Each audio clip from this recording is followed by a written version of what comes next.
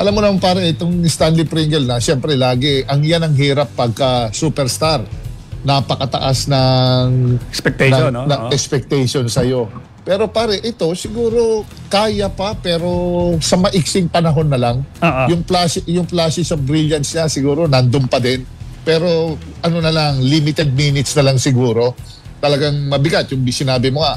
Wisdom, guidance, yung basa ng sitwasyon, yung basa ng laro, yung game management na tinatawag pare. Kasi pare, mandando eh. Mandando si Pringle.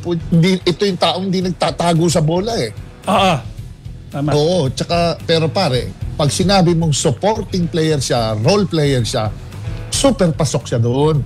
Pwede siya dyan pare mga panapos, pang magic bunot, pare, di ba? Siyempre, titignan ni Coach Yeng dyan yung kaya pa ba? Hanggang saan ang kaya nito, di ba? Medyo ganun ang magiging dating.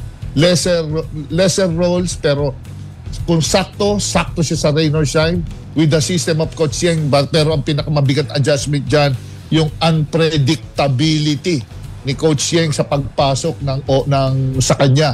Pwede siyang ipasok sa dulo, pwede siyang ipasok sa unahan, pwede siyang panggitnaan.